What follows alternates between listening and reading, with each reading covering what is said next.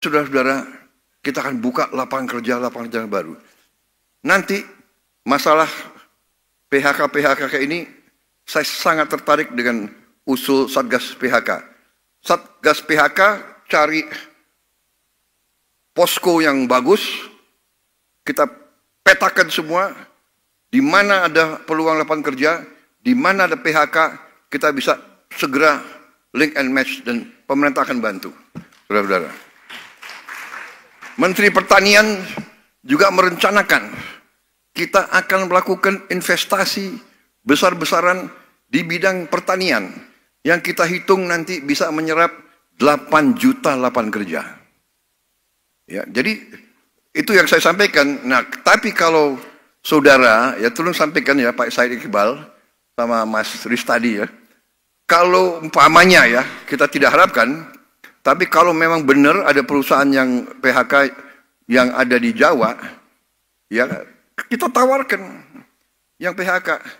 Saya bisa salurkan Anda bekerja, tapi mungkin di Kalimantan, atau di Halmahera, atau di Waingapu, atau di Merauke, atau ya dari situ. Oh nggak mau, saya hanya mau di Brebes. Ya nggak bisa dong, begitu ya kan? Karena saya lahir di Tegal, kalau bisa saya kerjanya di Tegal saja. Kalau bisa di kecamatan ini, ini, iya kan? Sekarang percaya, saya lihat daerah-daerah sekarang sudah banyak maju, benar nggak? Merauke bagus jalan-jalannya. Sekarang sudah ada wifi di mana-mana. Ya. Jadi kita kalau asal demikian ya, kita akan buka lapangan kerja yang cukup besar.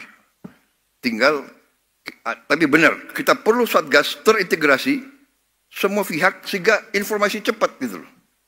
Begitu ada PHK di satu tempat, apa langkahnya? Saya terima kasih.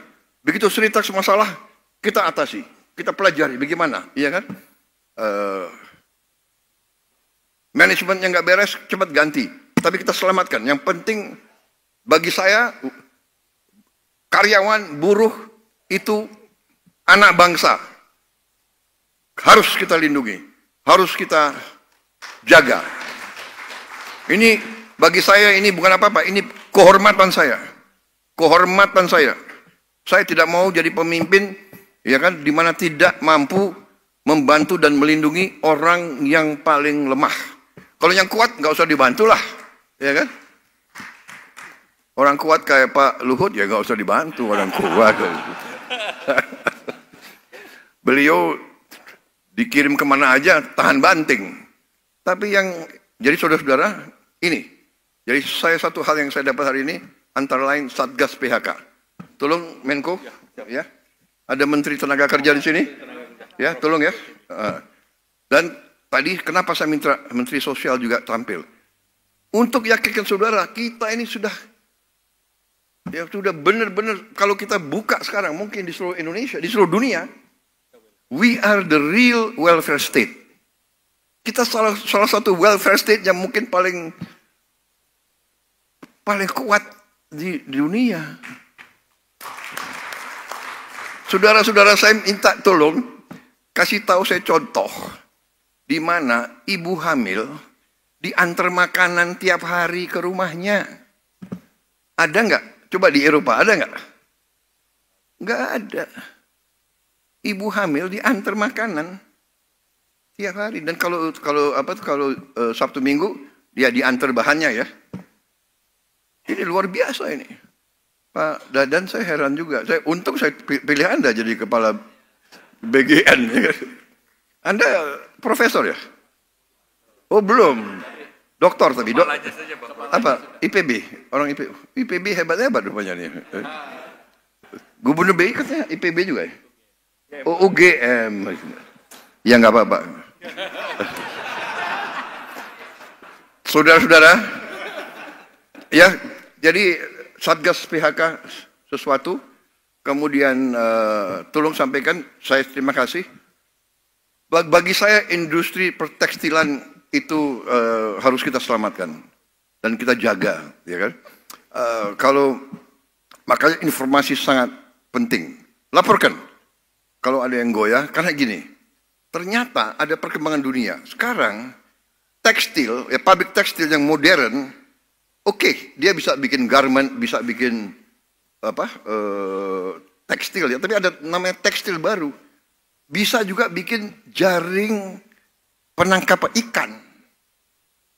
Nah, ini potensi luar biasa, ya kan? Dan ini nilainya tinggi. Karena penangkap ikan itu mungkin tiap 2-3 bulan harus ganti. Karena dia di laut nangkep sekian ton tiap hari. Jadi jaring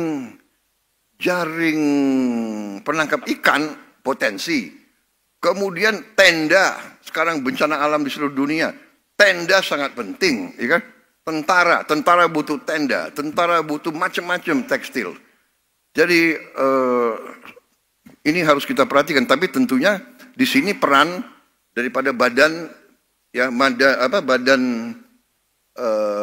terintegrasi dari semua stakeholder supaya informasi cepat.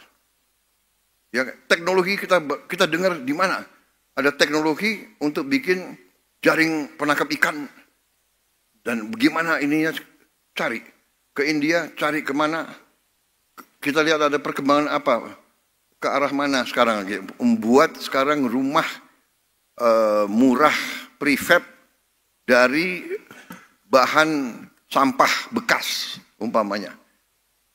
Sekarang umpamanya kita sudah tahu kan, bikin baju kapas kita kurang, tapi kita bisa bikin baju dari rami, ya, dari kayu, rayon, dari pohon dan sebagainya.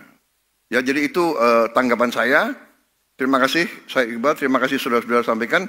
Ada yang belum saya jawab? Sudah semua? Baik. Sekarang waktu jam berapa? 17.20.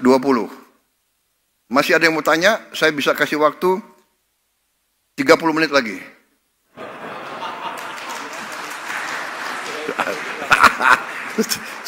Saya mau nguji ketabahan saudara.